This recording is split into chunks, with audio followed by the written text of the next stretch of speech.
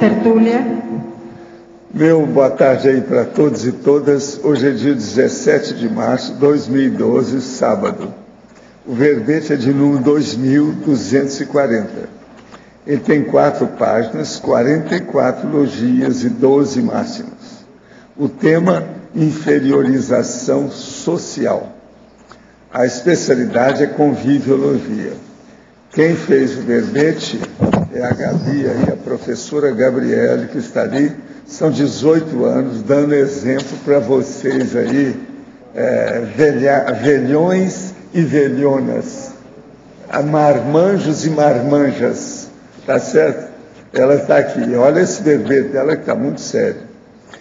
Então veja, definição: a inferiorização social é o processo de rebaixar um ou mais indivíduos, com cis ou com ciex, em detrimento de características somáticas, psicossomáticas ou pensênicas. As interpretações ou as interprisões grupo-kármicas seculares. A ausência de consciência crítica. Os preconceitos enraizados na população. A condenação sem base racional. A supervalorização do ego, do agente inferiorizador.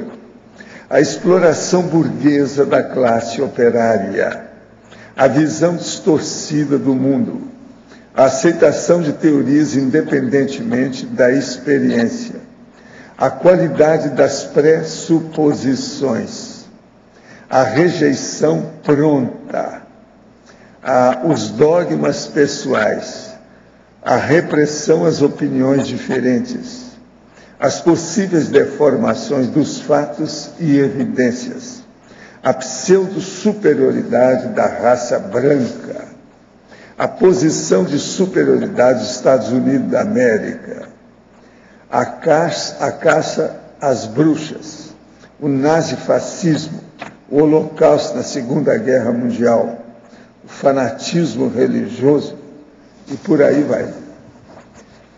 A parapsicose pós-dessomática anunciada, a evocação inconsciente de bases extrafísicas patológicas, a pressão extrafísica dos assediadores do passado, a ignorância quanto ao valor da paraconexão consciente com comunex homeostáticas.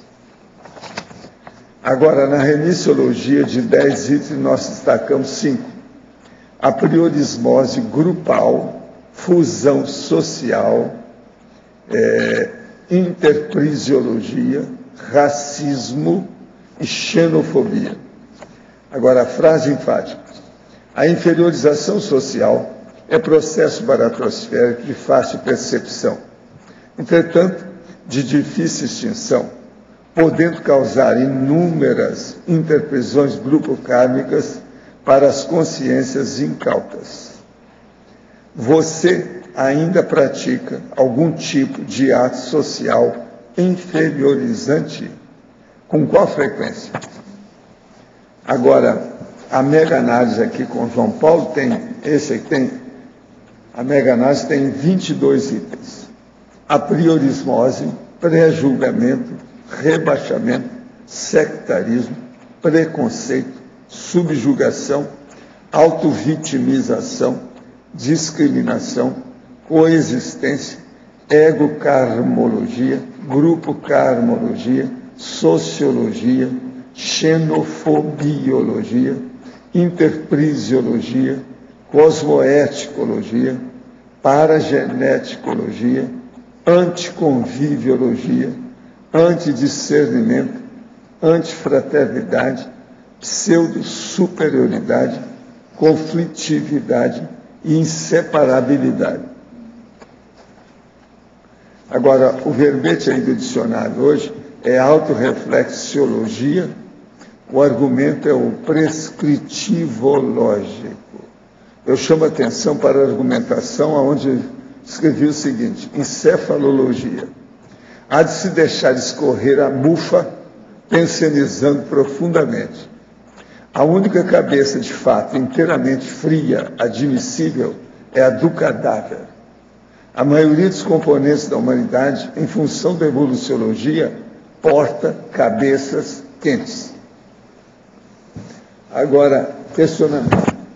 Por que a Conscienciologia não admite o chakra sacral, já que é usado até na acupuntura? Olha aqui, nós falamos muito de sexo chakra, pensa nisso. Faça uma comparação. No município de São Francisco de Paula, na região das Hortênsias, distante 123 quilômetros de Porto Alegre, o prefeito Décio Antônio Cola, que é médico, está anunciando que no dia 1º de abril desse ano vai acontecer um terremoto de alta intensidade, seguida de tsunami, com onda de 120 a 180 metros, que devastará parte do estado. Diz que não pode deixar a população desinformada. E sua dica é de que todos se abasteçam com artigos básicos de sobrevivência e alimentos. Ele diz que está sendo precavido e proativo. A população está dividida. E os que acreditam nessa história estão apavorados. Pensa que seja mais um lunático fazendo seu marketing pessoal para aparecer na mídia. O que o professor tem para dizer de pessoas que disseminam ideias catastróficas como essa? Não, a primeira coisa, tem que ir atrás dos técnicos para saber de onde é que ele tirou isso. E encantuar esse prefeito. Ele tem que falar. Está baseado em quê? Ele é uma pessoa que tem responsabilidade com a população. A população pode colocá-lo e encantuá-lo. Fala com ele na cara. De onde é que você tirou essas ideias? Olha aí vocês vão ver se o negócio é científico, se tem base racional. Agora, ficar discutindo isso é bobagem. Tem que encantuar o prefeito. Ele tem que falar de onde ele tirou isso. Se ele é doido, lá se não tem sanatório, manda para Porto Alegre que tem. Tive suspeita de labirinte e fui encaminhado para fazer exames. Foi constatado LMC, leucemia mieloide crônica. O médico fez novos exames e confirmou. Estou tomando o remédio hidroxureia 500 mg HU para baixar a taxa de leucócito. Em seguida será indicada a medicação Glivec, que terei de tomar enquanto vida tiver. O transplante seria a solução? Terei êxito com ele? Existe outro remédio, outra solução para o meu caso? Por favor, ajude-me. Ele tem 53 anos, é de Manaus. O que você acha? Fala alguma coisa aí, boa. Vamos ajudar. Eu vou pôr, vamos pôr na energia, eu vou pôr na internet. Não sei se está funcionando. Essa é uma doença crônica que, até onde eu sei, se convive bem com ela. Eu acho que tem que não continuar, dá para sobreviver bem. Agora, precisa de ver se está de geral dele. Continuar com essas medicações e ver os especialistas. Se tiver indicação de transplante, acho que vale a pena tentar, sim. E hoje o transplante às vezes ajuda muito. Hoje a rede ela é integrada, né? Então a Redome, que é a rede nacional de doadores de medula óssea, ela já consegue alcançar tem bastante doador brasileiro, o suficiente, inclusive, para bom ele entrar na lista, né? Não, e certamente já devem estar captando. Se ele está com indicação de medula óssea, de receber medula óssea, já devem estar captando. E tem um banco de dados internacional. Tem 2 filhas e um filho. Vale a pena. 53 anos. E hoje tem não só nacional, como é interligada à internacional. E se consegue isso com mais facilidade. Agora, tem tratamentos novos aí que têm sido feitos nos Estados Unidos, que eu acompanhei no ano passado, agora em São Paulo, que eu vi sobre LMC. Mas é mais em criança, não sei se isso é em adulto. Mas a indicação do transplante de medula óssea, ela é perfeita. Se for o caso dele, a chance de prolongar é grande. É prolongar a vida. Hoje, nos pedidos aqui, um é de Manaus, o outro é de Porto Alegre. Está rodando o Brasil inteiro. Gente, eu estou aqui com a lista de presença. É do acoplamentar que está em desenvolvimento, o tema de para-direito, e tem 37 participantes ao todo. Eu olhei aqui, a situação é séria, muito boa, está saindo bem. Agora, só de monitores são 7, professores são 3, tem 10 pessoas na tripulação. Negócio sério. Agora, chefe, eu tenho uma coisa para você, para te dar aqui, ó. Você caiu de 4 horas. Tem 46 alunos. Não. Pelo seguinte, eu fiz o cálculo, está tudo repetido. Não, mas entrou gente na última... Entrou na última hora, então entraram 11. Não, isso pode ficar com esse, é para você. Você reconhece? Eu suspeitei, mas... Essa desculpa aqui, coisa de carioca. Suspeitei. A ONG Você sabe o que ele fez? Eu preciso te falar os erros dele, porque eu fui falando do elogio, preciso te falar.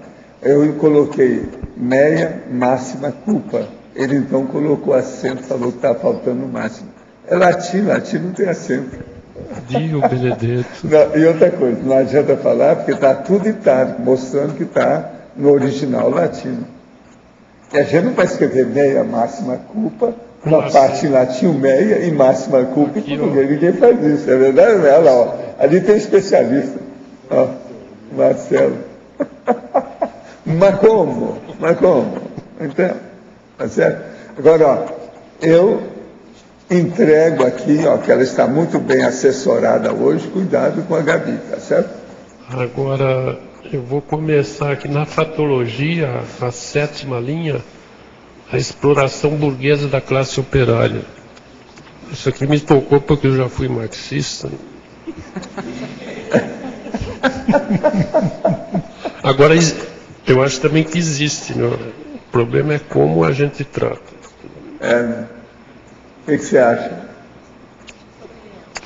A minha opinião, eu quero a dela, mas... Legal, tá bom. A exploração da classe operária, na verdade, você pode ser um comerciante, mas você não precisa explorar os seus subjugados. No sentido de que você não precisa fazer ele trabalhar excessivamente para, como por exemplo, a lei da mais-valia, né, que Marx fala também. Necessariamente você não precisa fazer isso com os seus empregados. Mas a inferiorização social, ela está no momento em que você vê o seu empregado como realmente um empregado inferior a você. Você não vê ele como um ser humano. Essa é a grande questão da inferiorização social.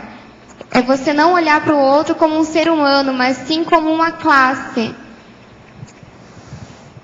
Tá, ok. Agora, a 4ª linha da fatologia de baixo para cima, a pseudo-superioridade da raça branca.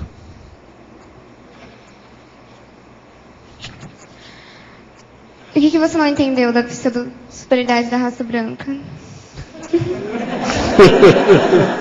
Porque você pega a raça branca... Porque em toda a nossa história, você vai perceber que a raça branca sempre se achou muito melhor do que os outros. Eu vou só explicar minha tese. Você pega um loiro de olhos azuis, alto, para ele dar uma impressão realmente de superior. O que você acha? Agora pega um negro altão também, vai saber se não é superior também. Pense sobre isso, é uma pseudo-superioridade. A sociedade, ela tem esse negócio de construtos sociais. Ela coloca que tal raça é melhor que a outra, que tal etnia é melhor que a outra. Isso a gente tem que parar e pensar, será que realmente é assim? Será que realmente isso é verdade? Até que ponto será que nossos construtos são realmente verdade? Ou até que ponto que eles foram construídos pela essa sociedade opressora que nós vivemos? Devemos parar para pensar nisso. Essa questão da pseudo-superioridade da raça branca nada mais é do que um construto criado. Mas só o seguinte, dentro das bases da conscienciologia, como que você refutaria isso? Né? Historicamente também. Historicamente nem precisa se dar, porque historicamente tem diversas raças que se sobrepujaram dentro da cultura e de várias etnias diferentes. Então, isso aí talvez seja uma refutação, eu não sei. A própria série X também, né? O fato de você poder ir em várias etnias também dá o contra nisso. Agora, Foz tem 75 etnias, tá certo? E a turma aqui não se mata muito uns aos outros por causa disso, não. Tem uma certa acalmia, né? Isso que o Pedro falou talvez seja a maior refutação. É que dentro das várias séries que você passa por diversas raças, né? Então, como você vai falar em raça? Agora, uma coisa impressionante aqui também é você pensar em Foz e na Trifron, que a vida é muito mais barata do que qualquer outro lugar. Com todo esse processo de tanto negócio, tanta venda, tanta compra, e a vida é mais barata. Não dá para comparar com os lugares. As diferenças de preço dão até pena a gente comparar. São Paulo, Rio, os lugares todos com aqui. A turma chega aqui e fica boba de ver. Ah, que pena que eu não trouxe mais dinheiro, ou que eu não estou com reserva, ou que não sei o quê. E outra coisa, elas não falam só de Paraguai, não. A turma fala de Foz também, tem preço barato. A Viraporte, por exemplo, tem coisa que é quase nada, se a gente for olhar. Agora, em comparação com fora, os negócios se conta a diferença na base de 100% nas coisas. É muito grande. Então, isso, dentro do processo de etnia, também é importante. A paz se faz com preço baixo. Você está entendendo? É um negócio sério isso. Há uma relação nessas coisas. Mas também eu vejo, por exemplo, no Brasil, que é um país multirracial, a gente vê, por exemplo, a pessoa se destacando lá no... É o melhor da classe, o melhor... Tem de várias raças, né? Então, não destaca uma raça.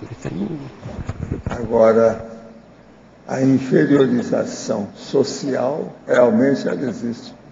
Agora, tem lugar que é pior do que isso. Na Europa, de morte, em certos lugares, certo ambiente, né? Mas é sempre bom esse estudo que a Gabi está fazendo. Isso é importante para chamar a atenção. É muito primata que foi da monarquia e ainda está por aí, né? Mas eu queria perguntar, o que te motivou a escrever esse verbete? Você teve alguma vivência maior nesse assunto? O que despertou curiosidade? Na verdade, eu sempre fui uma pessoa muito reflexiva a respeito do que está acontecendo ao redor de mim. Então, desde pequena eu já comecei a perceber que realmente existem pessoas que já tratam outras pessoas diferentes do que elas me tratavam. Pois assim, tratavam uma pessoa que era de determinada classe social diferente. Então, eu fui percebendo isso. Mas aconteceu um fato muito interessante. Eu não diria que foi um fato marcante, mas foi um fato muito interessante. Que eu estava no segundo ano do ensino médio, eu acho. E aí eu estava lá esperando lá na frente da escola e tinha um mendigo lá. Aí eu falei, mas nossa, um mendigo, e já aquela visão pejorativa, né, da jovenzinha que eu era. Aí eu encontrei meu professor de...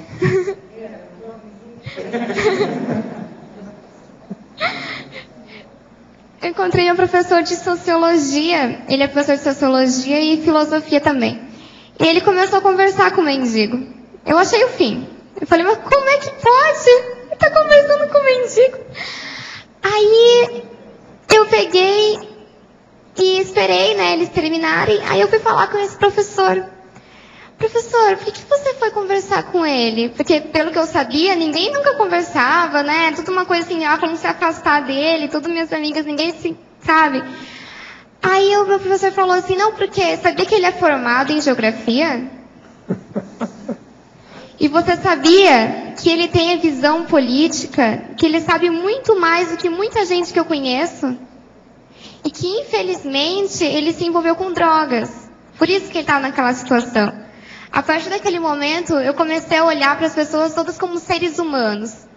Essa é a grande chave, você olhar o indivíduo como um ser humano, não como uma visão pejorativa mais. Como é que era a apresentação do mendigo?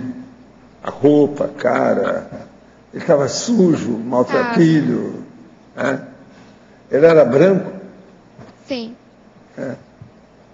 Estava despenteado? Estava. Quer dizer, bem toxicômano, né?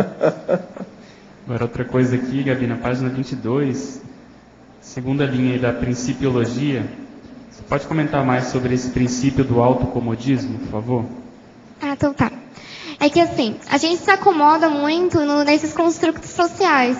Como eu falei, se eu não tivesse ido atrás do meu professor naquela situação, eu nunca ia sair daquilo. Mas foi bom, você veja bem, você tratou o Arlindário muito bem. Um cara que era da marcha, carcamando desse jeito sério, Entende? E você não se assustou com ele. Porque você aprendeu alguma coisa. A maior prova é isso, é uma vida. Porque justamente eu vejo as pessoas como seres humanos. Eu não me importo que essa pessoa ela tenha a classe que ela tenha. Ela tenha o poder, tenha o que ela tiver. Eu só vou enxergar a pessoa como um ser humano. Nada mais, nada menos. Tá? Quer dizer que você já saiu da monarquia, Gabi. O caso é isso. Ô, Gabi, eu queria te falar que eu gostei muito da tua fatologia. Ela é bem histórica. Ela abrange todos os contextos assim de exclusão social mesmo dentro da história. Eu só senti falta do feudalismo. Não sei se você acha pertinente colocar. Feudalismo? Você colocou ditadura, colocou holocausto, inquisição, caça de bruxas. E o feudalismo é quizá um dos contextos históricos onde a pessoa nascia pobre e moria pobre mesmo, né? Sim, mas eu achei interessante colocar eventos marcantes do feudalismo. Porque se eu colocasse o feudalismo ia abranger muita coisa. Eu quis focar mais, assim, naqueles acontecimentos que você bate o olho e já sabe o que é, né? Pode ser. E aí eu queria que você explicasse na fatologia, na 6ª linha, a supervalorização do ego do agente inferiorizador. Sim. Porque para você inferiorizar uma pessoa, você tem que se sentir superior a ela. Então você tem que ter teu ego muito bem acima daquela pessoa para você se inferiorizar ela. Na verdade, no momento em que você se sente superior, acabou. Você já está inferiorizando todo mundo ao teu redor. No momento em que se sente superior. Obrigada. De nada. Gabi, aqui na fatologia, fala para mim sobre a auto-vitimização, Gabi. Tá. Porque o agente inferiorizador, que esse verbete é todo voltado para o agente inferiorizador, ele vai se auto-vitimar para justificar as suas ações de inferiorização. Por exemplo, na Segunda Guerra Mundial, os alemães, eles achavam que os judeus, eles tinham causado tudo aquilo para eles. Eles perderam a Primeira Guerra porque foram os judeus que estavam controlando a economia durante a Primeira Guerra Mundial. E então, eles justificaram todos os seus atos de inferiorização nessa questão da auto-vitimização.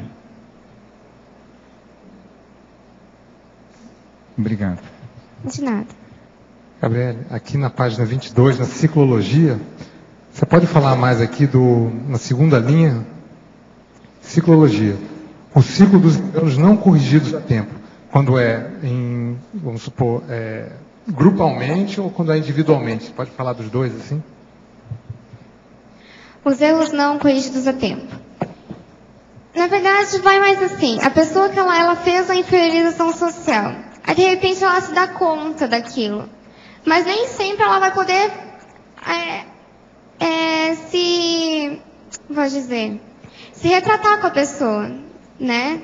Às vezes também a coisa é tão grande que não vai ser em uma vida que ela vai conseguir se retratar com aquela pessoa. Mas eu sempre vejo que a inferiorização social, como eu já falou, é um processo social. Ela nunca vai acontecer individual. Não vai ser só eu.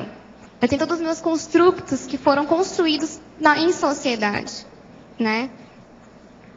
Não sei se... Gabriele, quero que você comente para mim na enumerologia, é o último. As zonas de conforto, penúltimo, intragrupos. Sim. Fala para mim. É assim, você tá naquele grupo, por exemplo, um grupo de amiguinhas, umas amiguinhas, todo mundo inferioriza.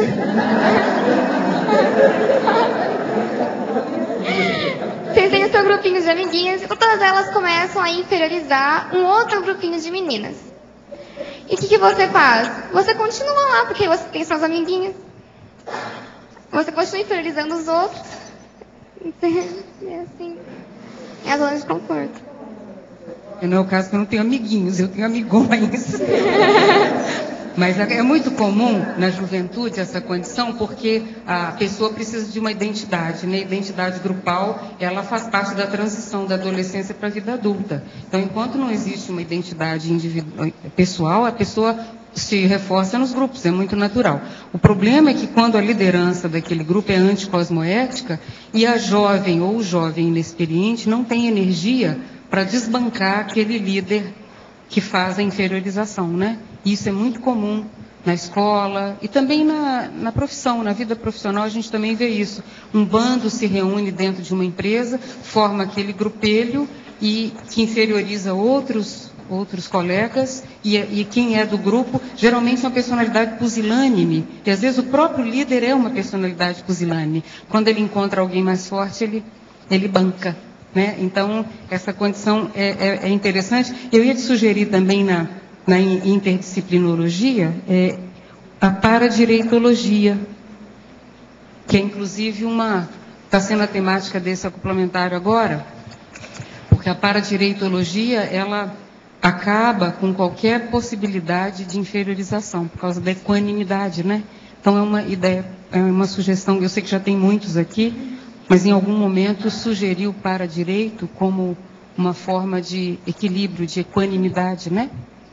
Vou te dar os parabéns pelo verbete também. Obrigada. Gabriela, Rosa aqui.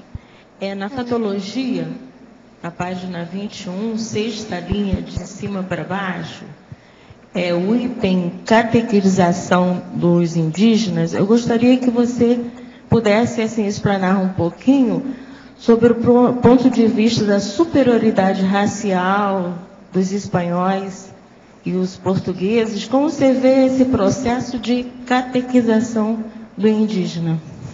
É uma falta de respeito, na verdade, com o indivíduo.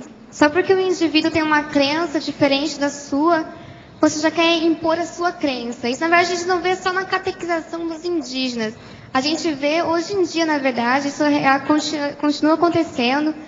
Mas a questão da catequização dos indígenas ficou assim mais marcante na história para a gente ver esse processo de como é que o ser humano ele consegue ser capaz de não aceitar o diferente, não deixar o diferente em paz. Ele faz questão de ir lá até o diferente, de tentar, como que fez, inferiorizou essa população indígena, modificou toda a cultura deles, porque eles achavam que a cultura deles era inferior a que os espanhóis, né, nesse caso, eles tinham.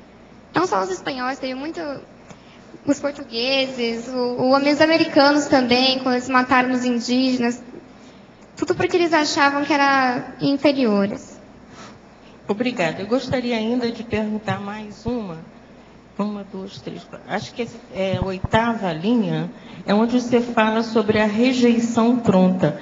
Quais as hipóteses, do ponto de vista multidimensional, você acha, quando você começou a pesquisar sobre esse item, que possa levar o homem a já ter uma rejeição pronta ao outro? Na hora que eu escrevi esse item, na verdade, vem dos construtos sociais. Como, por exemplo, a história do mendigo. Já tinha uma rejeição pronta. Porque nós construímos na nossa cabeça, por meio da nossa sociedade, essas rejeições já prontas, esses estereótipos já. Tal pessoa, porque ela é assim, então ela é assim, assim, assado. Por exemplo, eu tenho uma amiga minha que ela é bem polaca, né, entre aspas. Então você já pensa assim, a pessoa ela vai falar desse jeito, ela vai agir dessa forma, mas não. Nem sempre é assim. Então a gente também tem uma rejeição pronta com aquilo que é diferente também. Aquilo que é diferente, já tratamos aquilo de forma diferente. Você fala, então, do ponto de vista nesta existência, entre a física. E você acha que quando, por exemplo, uma criança, você vê casos de criança de 2, 3 anos, já dentro da própria escola, ela já proceder dessa forma com o outro. Isso poderia já ser de outras vidas, já trazer, você aceita essa hipótese? Pode ser. Por exemplo, se eu vivido numa sociedade muito conservadora durante várias vidas, aí eu chego numa sociedade muito liberal, eu vou olhar para aquelas pessoas e falar: o que eu estou fazendo aqui? Seus seres inferiores. Você entendeu? É uma coisa assim, é da pessoa mesmo. Então, mas isso que eu estou querendo dizer é que ela foi construído, seja lá qual vida que for, ou nessa ou na próxima, quer dizer, nessa ou na outra, seja qual vida, ela foi construída socialmente. Já trouxe na paragenética dela, né? Sim, depois foi construído socialmente. Uhum. Obrigada, viu? De nada. Muito bom. Gabi, aqui no D. Em Principiologia, você coloca o último princípio da ação-reação. Poderia aprofundar um pouquinho dentro da questão da inferiorização social? A ação-reação é assim. Ela também tem mais ou menos a ver com o princípio de ascensão e queda. Acho que tá ali junto. É que no momento que você faz a inferiorização social, as pessoas que estão sofrendo a inferiorização social, elas não vão ficar neutras. Elas não vão ficar lá, tá legal, você está me inferiorizando. Legal, então tudo bem. Não, elas vão ter essa reação ao que você está fazendo.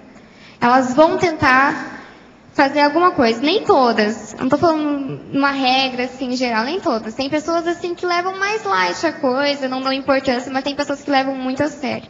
Então esse princípio de ação e reação, a pessoa ela vai reagir. E também entra em contato com o princípio de ascensão e queda, porque na verdade, no momento que você inferioriza demais uma pessoa, essa pessoa, ela pode até mesmo se juntar com outras pessoas e pode inferiorizar você. Ela inferioriza você. Você troca de lugar. Também a algoz e vítima, né? Gabriela, por favor, aqui em Ciclologia, no 22, na página 22, eu ia perguntar justamente sobre isso. Ciclo, ascensão, queda do agente inferiorizador. É isso que você acabou de falar ou tem mais algum elemento aí? Não, na verdade é isso mesmo que eu acabei de falar. Então essa ascensão e queda se dá por algo externo que acontece? Como seria a ascensão e queda, assim, no sentido da conscientização, do processo de que não é, sei lá, um amadurecimento consciencial? Como seria essa mudança?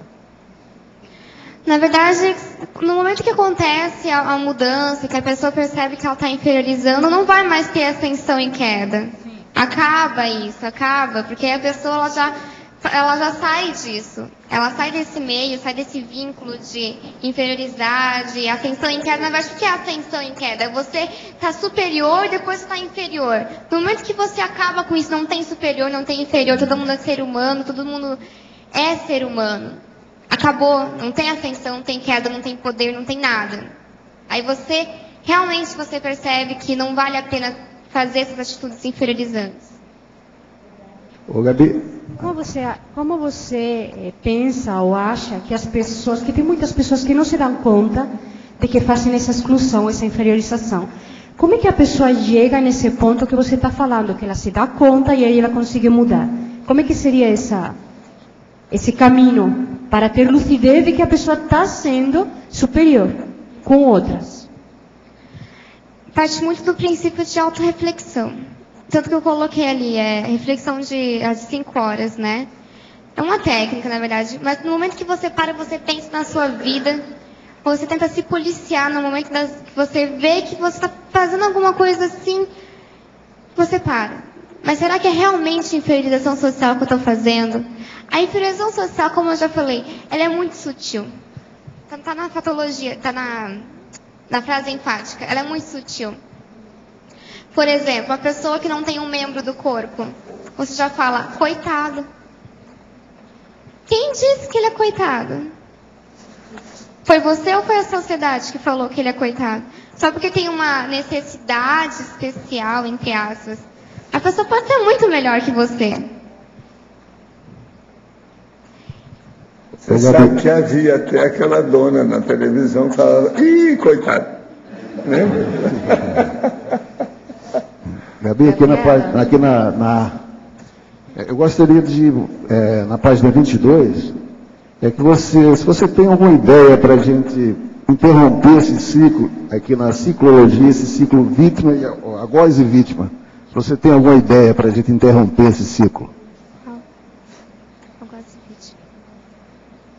No momento que você para, vamos fazer assim, você parou com a inferiorização social, acabou esse negócio de algoz e vítima. Você não vai mais inferiorizar o outro. Então, tecnicamente, você não vai ser o algoz. E você não precisa ser a vítima. Porque no momento que você trata o outro como um ser humano, você vai entender que aquela pessoa está numa posição que ela não se deu conta ainda das ações dela. Então, você acaba com esse negócio de, eu sou uma vítima, coitadinho de mim. Ou você acaba também com esse negócio, esse ser aí é tão inferior, eu sou tão superior a esse ser. Você acaba com isso. No momento em que você... Na verdade, a inferiorização social ela é muito fácil de ser acabada no momento que você percebe ela dentro de você.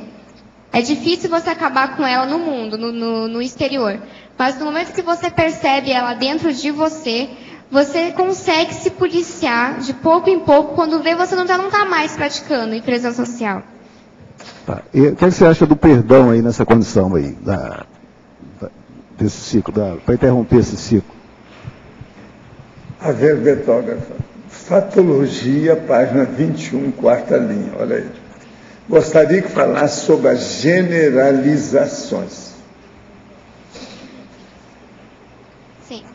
As generalizações nada mais é do que os estereótipos, na verdade. Sinônimos, tecnicamente.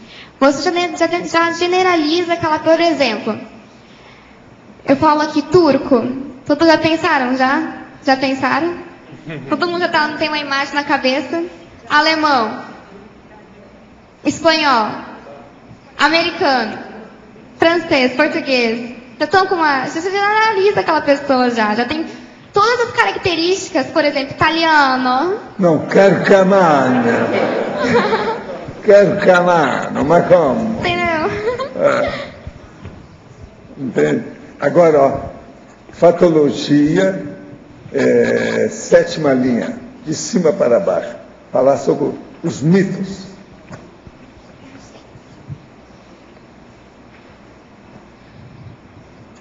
Os mitos na inferiorização social, na verdade, é que para você inferiorizar uma pessoa, você tem que ser uma pessoa bem bitolada mesmo. E os mitos realmente sinônimo, para mim, é sinônimo de bitolação. Porque no momento que você acredita no mito, você perde a razão, você para de pensar por você mesmo. Então, por isso eu coloquei ali os mitos, né, como patologia. Minha filha tem 28 anos e ainda é dependente de minha ajuda financeira. E isso a deixa muito aborrecida e com baixa autoestima. Demorou 9 anos para terminar o curso de Engenharia Bioquímica. E apesar de ter enviado currículo para várias empresas, ainda não foi chamada para entrevista. Ela já fez tratamento do toque e tem a impressão que em vida passada prejudicou muitas vidas errando na fórmula de medicamentos. Ela tem vontade de trabalhar em indústria farmacêutica e, ao mesmo tempo, parece que tranca as oportunidades de trabalho por causa desse medo de errar de novo. Isso faz sentido para o senhor? Poderia colocar o nome dela na TENEPS? Nós vamos colocar. Agora, veja, ela deve insistir para seguir a carreira dela e ver o que ela faz. Engenharia bioquímica tem muito ambiente para isso, muita gente atrás. Ela deve insistir. Na TENEPS, podemos alterar o local da casa para fazer a TENEPS ou tem que ser executada sempre na mesma sala? Não. Quando mudar, você fica. Agora, não fica saltando todo dia de um lugar para outro. Arranja um lugar fixo. E outra coisa, qualquer coisa nesse sentido, é bom escutar as inspirações do amparador de função da TENEPS. Agora, arranje uma coisa que você possa, um local, uma peça, um cômodo, que você possa fazer sempre ali. Agora, às vezes, quando mudar, muda para outro lugar que seja fixo. Não deve mudar todo dia, toda hora. Ficar uma coisa aí, vamos dizer, totalmente anárquica. Isso não é bom. É a dromania. Gabriela, você pode, por favor, falar um pouquinho sobre o binômio patológico, leofobia, decidofobia? Binomiologia, página 22, terceira linha. Sim, eu falei. A pessoa que ela tem o medo do novo, então ela tem medo de decidir. Porque no momento que você vai decidir alguma coisa por si mesmo, não estou falando de decidir com base nos outros. Você tem que estar aberta a novas ideias, na verdade. Porque você vai decidir algo. Você tem que saber todas as possibilidades daquele algo. Então, é muito mais confortável para a pessoa que inferioriza ela ir pelas decisões do grupo. Ela não ir pelas decisões dela. Então ela tem o medo do novo, medo do que é diferente, ela fica naquela zona de conforto dela. Então, consequentemente, ela tem o medo de decidir o que ela vai fazer. Gabriela, ali na 24, na página 24, frase enfática. Você coloca que a inferiorização social é de difícil extinção. Você poderia, sim, colocar algumas coisas que você pesquisou no sentido de traços pessoais que vão manter essa inferiorização social? Não sei se você viu alguma coisa nesse sentido. A de difícil extinção, eu não estou me referindo à difícil extinção dentro de mim, a mim mesma. Estou referindo à difícil extinção do grupo. Porque é uma coisa você mudar você mesmo, outra coisa é você querer mudar o grupo que você está inserido. Então, no momento que você começa a olhar diferente para aquele grupo que você está inserido, é muito difícil você modificar aquele grupo. É muito difícil. Porque eles têm toda uma monoideia, uma coisa já pré-estabelecida, e você vai querer modificar aquilo, eles não vão te aceitar e vão começar a te inferiorizar também. Então, ela é muito difícil de você extinguir. Mas ela é fácil de perceber, como botei ali. Você percebe ela em você e na sociedade. Gabi, aqui no B, na patologia, antepenúltima linha, você fala sobre a necessidade cosmoética de ver e ouvir para não pré-julgar, né? Eu queria te perguntar, né, porque a gente também não pode ir para a inocência das coisas, né? Então, você comentou do mendigo e tal. Eu pergunto assim, você está andando na rua, está sozinha, vem uma pessoa do outro lado, você não ouviu, mas você não pode ser inocente, né? Então, se você percebe, você acha que isso é uma inferiorização social? Você fugir dessa pessoa, desviar, cruzar para o outro lado da rua, ou dar meia volta e voltar? Qual que é a sua opinião? Você deve ter todo o cuidado na sociedade que nós temos, na verdade. Inferiorizar no sentido de que você, por exemplo, o mendigo que eu falei, eu vi ele com o meu professor, né? Então, por isso que eu fui perguntar para o meu professor e coisa e tal. Mas também nós temos que ter o nosso cuidado. Às vezes, eu não estou falando que os construtos sociais eles estejam sempre errados. Na verdade, eles têm uma função, né? Quem já estudou do Erich Fromm, você vê que os construtos sociais eles têm a função de nos prever de situações ruins. Por exemplo, se você vê uma pessoa de tal forma, claro que você vai ficar meio assim, mas você não precisa praticar a inferiorização social. Você não precisa praticar. Não sei se você conseguiu entender. Não, entendi. É a postura que você vai ter perante a situação. E não... Tem situações. Por exemplo, tem situações que a pessoa está passando, você vê que a pessoa está meio mal, coisa e tal, assim, por mais que ela aparente não ser boa, na verdade. Você pode tentar ver o que a pessoa está precisando. Mas se você vê que a pessoa já está com aquele holopensene mais negativo, aí você parte também para a área parapsíquica. Você entende? Vai jogando energia na pessoa para você realmente ver o que tem naquela consciência. Para você saber se aquela consciência ela realmente é. Porque tem pessoas que são pessoas muito bonitas, que se vestem bem, mas que tem um holopensene que você não diria que aquela pessoa é daquele jeito que ela é. Então, no momento que você joga energia, que você faz trabalho de energia, que você percebe esse holopensene daquela pessoa, você já começa a perceber que tipo de pessoa que ela realmente é. Essa é uma técnica. Sim, eu queria também perguntar dentro disso o que você pensa da escala evolutiva dentro desse processo de inferiorização, né? Então a gente vê uma notícia, tal fulano roubou, não sei, daí, é com os réus. Isso é uma inferiorização, na tua opinião? Você não pode, com os réus, é isso, aquilo, outro. Não, é um ser humano também. Eu prego muito isso, negócio de é um ser humano. Você tem que entender que cada pessoa, eu não me preocupo com o que a pessoa ela tem. Ela pode ser da classe evolutiva que ela for. Eu vou tratar ela igual como se eu estivesse tratando um serenão. Gabi, é sobre essa mesma linha de raciocínio, a questão da hierarquia evolutiva. Existe uma hierarquia em tudo. Então, a evolução é hierarquizada. Existe uma seleção natural, existe uma condição que põe o nível de cosmoética de uma consciência acima da outra.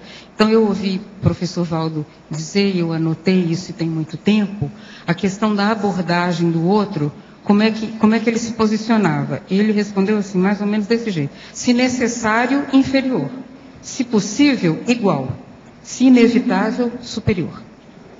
Então, você vê que tem uma relação aí de uma sutileza cosmoética muito grande nessa abordagem, que a gente pode ampliar os conceitos que você está trazendo para esse conceito, porque tem um doente evolutivo, um mega assediador, que você vai ter que se colocar superior perante ele, sim, porque senão ele te engole. Você vai se botar moralmente. É consciencialmente que eu estou Você dizendo, não vai então, se botar... cosmoeticamente. Então, sair do intrafísico, porque no intrafísico às vezes fica simples a gente explicar certos conceitos. O problema é quando entra a multidimensionalidade na questão. E aqui entra, então você vê numa abordagem assistencial, inferior, igual ou superior. Depende da condição e do que vai ser o melhor para o outro. E outra Eu queria coisa, que ele comentasse. o timbre da voz às vezes deve mudar, intencionalmente. Assim. Não o timbre, para mostrar mais força presencial. Às vezes é necessário. Mas a inferiorização social que eu estou me referindo é aquela inferiorização em que você realmente vê o outro como uma escória. Mas essa inferiorização é errada, mas no momento que você sempre, vai quando isso acontece, é muito óbvio e é fácil de apontar. Sim, no extrafísico também dá para ver isso. Você não precisa, claro que a pessoa, eu já fiz muita assistência no extrafísico, então você não precisa olhar para aquela pessoa que, ai, coitado, tá daquele jeito, né, eu sou uma pessoa tão boa, não. Você vai assim, ele está precisando de ajuda, não vou precisar me colocar em posição superior ou inferior. Eu vou lá e eu vou ajudar aquela pessoa. Você, branquinha, do jeito que você é, você sofreu bullying lá na escola? O povo contra você? Os alunos, os colegas? Não, é o tal negócio. Bullying, hoje está na moda, né? Situação. Faz impressão em cima dos colegas, de todo jeito e tal. Eles querem transformar os colegas em João Boba, né? E Joana Boba, jogar de um lado para o outro. Isso aí é um problema. Você nunca passou por isso? Eu sempre fui um pouco diferente dos outros jovens, né?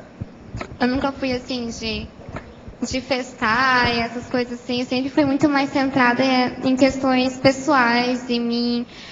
Desde muito pequena eu já pensava, o que eu faço aqui, né, no mundo?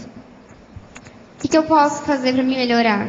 Desde desde quando eu me entendo, dos primórdios que eu me lembro de pensar, eu lembro que eu pensava em questões assim.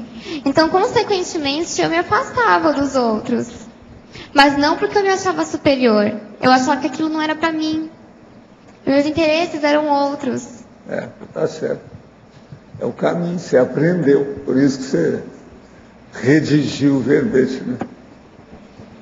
Gabi, aqui no B, o que você acha agora todo desse movimento contra o bullying que tem existido hoje em dia, inclusive na criação de séries, por exemplo, como o Glee, que fala justamente, aborda esses assuntos de bullying nas escolas, de preconceito contra deficientes físicos, negros, pessoas acima do peso, enfim, que abordam esses vários tipos de preconceito. Você acha que adianta, que tem dado resultado? Qual é a sua opinião? Acho assim, eu já vi muitos trabalhos, até mesmo na minha escola, de essas questões de bullying. Realmente eu não vi nenhum dar certo na minha escola. Eu vi de tudo. O que eu fazia quando eu via que eu estava no terceirão, eu acho, que aí no terceirão você começa a ter um patamar assim, tem mais liberal, você já consegue sair da sala e tal. E eu conseguia ver os outros alunos, né?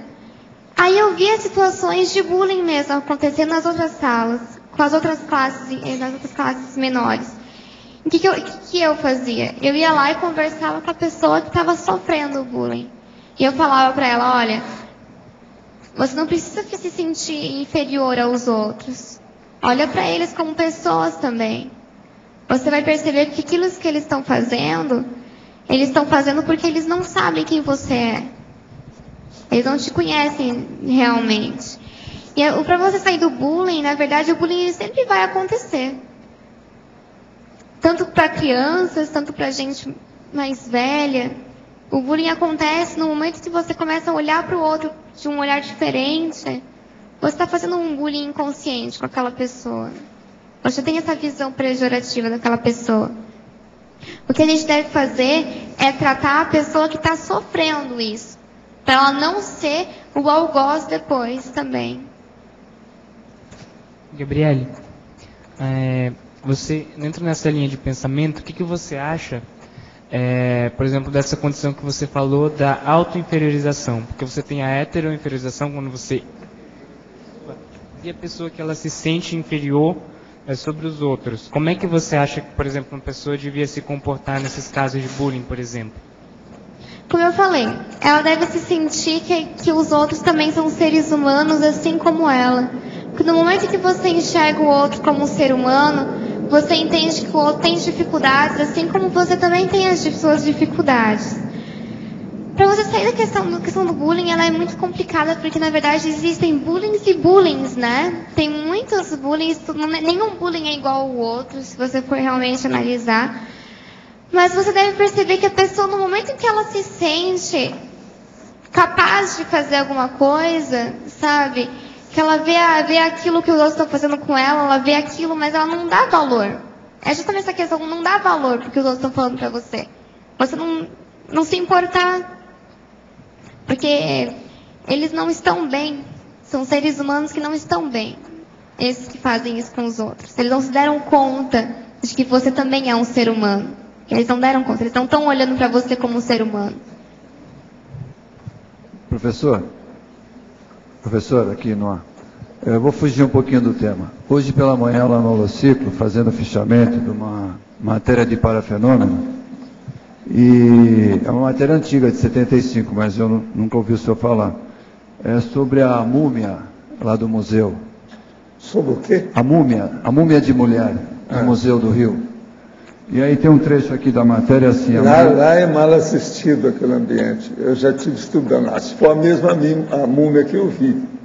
Porque é justamente isso que eu ia perguntar ao senhor. O ambiente é pesadíssimo. Eu vou ler só um pedacinho. A maioria dos sensíveis afirma que ao tocar a múmia, perde as emoções e a sensação de peso fixo. Sentem-se em seguida transportados para um lugar de paisagem mais ou menos abstrata, quase sempre silencioso e distante. O problema é que lá é o seguinte, é tipo assombramento, poltergeist. O ambiente não é bom. Sabe? Eu estive lá faz muitos anos. Sabe como é que é? Era desse jeito. Parece que eles não mudaram. A múmia parece que é a mesma. Eles quiseram até fazer um estudo da múmia, não sei se chegaram a fazer. Eu não segui isso. Na matéria eles iam começar o estudo, mas eles interromperam, porque estavam gerando muita visitação com outro sentido.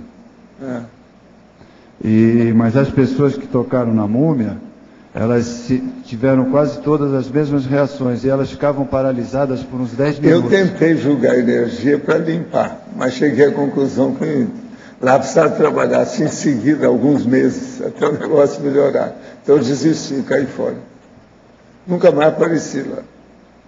Tem gente que mexe com os museus, que de vez em quando está aqui, da administração até dos museus, você sabe, nosso amigo que vem aqui. Tem um deles. Se ele chegar aí, eu vou te apresentar para você conversar com ele, para saber como é que está. Ele deve dar alguma informação da múmia, né? Deve ter alguma... porque essa matéria é bem antiga, de 75. Né? Só para saber o que se passa atualmente. Eu estou por fora, não tenho contato com a múmia ultimamente. Tá bom, então, obrigado. Gabi. A gente encontra com algumas múmias por aí, mas são outras. Mas essas falam, né? Mas são outras, sabe? É gente viva. Gabi, eu queria gente pseudo-viva, né? Múmia pseudo-viva. Queria que a Gabi comentasse a questão da agressividade sadia que permite a pessoa fazer atares ao invés da tacum. E que o pacifismo, ele pode ser extremamente veemente, forte, em alto nível, e ele não ter um conteúdo negativo, muito menos brutal. Ele pode ser, aparentemente, ele é histriônico, porque faz o efeito, ele é teatral. Ele faz o efeito desejado na consciência que só entende aquela linguagem. É uma linguagem agressiva. Vou te dar um exemplo prático. Na França, quando as pessoas têm o hábito de tratar os outros muito mal. Já é um hábito muito secular, isso não vai mudar. Então a pessoa rosna, vai rosnando, você pede. Eu gostaria, por gentileza, você poderia anotar tal coisa? Daqui a pouco você fala num segundo tom ainda mais suave. Ela rosna mais alto. Então, se você não rosnar, ela não para, igual a criança, que se você não der o tranco, ela não tem parâmetro para parar. E ela se transforma de uma hora para outra. Então eu tive até que avisar para a pessoa que estava comigo: olha, eu vou ficar muito brava, não se assuste. Ela falou: claro, o que a senhora precisa? Me dá aqui o papel que eu vou assinar agora. Ele falou: mas como é que você fez isso? Eu falei assim: uma técnica de francês. Você grita mais alto. Aqui, a técnica francesa é essa. Na França não tem cultura, tem cultura. Isso são muitos. Eu sempre falei isso. Muitos estudos. Então, uma agressividade estudada e positiva, ela é extremamente saudável, até para você assistir aquela pessoa que parece que ele é o leão, mas não é, ele é o ratinho, o leão é você. Então, como é que você vê essa aparente inversão dentro desse contexto que você aborda? Você pode fazer essa agressividade positiva, contanto que você não tenha aquela sensação de que você está inferiorizando a pessoa. Você pode fazer. Sim. Você dá aquele... Por exemplo, um exemplo muito engraçado. Eu tô com uma cachorrinha, né? A Bela, de 3 meses. Ela é brava, ela late. Enquanto eu não lato de volta, ela fica latindo. Você entendeu? Eu boto ela no lugar e falo assim: tá quieta. Ela para. Se precisa daquele... Mas você não precisa se sentir superior, ficar quieta. Aí, senão eu vou matar você. Não, você não precisa se sentir pisoteado, entendeu? Com relações com pessoas também, você não precisa humilhar a pessoa. Você pode ter essa agressividade, contanto que você não humilhe. Existe um outro fator também interessante, já que você usou esse exemplo do cachorro. Por exemplo, na França, todo mundo gosta muito de ter cachorro, mas é porque o cachorro não fala. Então eles conseguem gritar, botar o dia inteirinho. E o cachorro vai lá, faz tudo que eles querem. Então não tem o troco, você entendeu? Então aparentemente é um grande amor pelos animais, mas não é. É ter um subalterno que está inferiorizado e que eles podem mandar fazer e acontecer e que não vai ter resposta do outro lado. É um outro aspecto social para a gente entender também. Gabriela e Malo, quando a gente fala de educação infantil, tem uma coisa muito delicada que é se colocar como uma autoridade diante da criança, quando muitas vezes a criança tem até maior sabedoria no momento do que a gente. Então eu queria que você falasse um pouquinho, vocês duas, sobre essa questão de colocar o limite. A diferença de impor e de oferecer limitações na educação infantil. Então tá. É que assim, depende tudo da forma que você vai fazer isso. Você tem diversas formas de dizer para a criança que a criança ela tem... Na verdade, é que eu fico pensando muito rápido, peraí. É você colocar a responsabilidade para a criança. Na hora que você põe a responsabilidade para a criança, ela vai começar a perceber que certas atitudes é errado. Por exemplo, o aluno. Não sei se você é professora ou não. No momento que você... Atriz. Ah, tá. Alô? Não, eu não sou professora, mas eu sou mãe. Desculpa. Eu não sabia, não assisto TV. É que assim, no momento que você... Para uma criança, você tem que botar responsabilidade para a criança. A criança ela vai perceber tudo que você pode dizer para ela, mas no momento que ela tem a responsabilidade, ela vai refletir sobre aquilo de uma forma diferente do que uma criança que é uma criança irresponsável. Não sei se você conseguiu entender. Na forma dessa agressividade com a criança, de falar para a criança essa questão de se sentir superior à criança. É óbvio que você vai ser superior no sentido que você tem mais conhecimento de vida do que aquele indivíduo. Aquele indivíduo é imaturo, mas não por escolha dele. Ele é imaturo porque ele é uma criança. Tá. Na verdade, eu estava querendo falar entre esse limite sutil que é você respeitar a criança e ainda assim Porque você falou de responsabilidade, mas com uma criança de 2 anos, 1 ano, não existe esse conceito ainda. A criança não entende a responsabilidade e muitas vezes ela se coloca em perigo. Não, você pode dar responsabilidade para ela no sentido assim, você vai arrumar os seus brinquedos. Isso é um tipo de responsabilidade que você pode dar. Eu estudei psicologia infantil ano passado e alguma coisa que você pode fazer com as crianças, né, que é bem legal, a criança ela organizar as coisas dela, você elogiar ela, olha que bonito que você fez, você deixou tudo organizadinho. É interessante que isso ajuda também a criança na área profissional dela também. Mas eu estou falando de outra coisa. Quando você falou, por exemplo, de mudar o tom, de quando você está tentando mostrar para o seu cachorrinho que existe ali um limite, que tem uma hora que ele precisa prestar atenção no que você está dizendo. Então, quando você está impondo limites para uma criança muito pequena, obviamente, você pode cair no erro de fazer isso de uma forma autoritária. Ou não.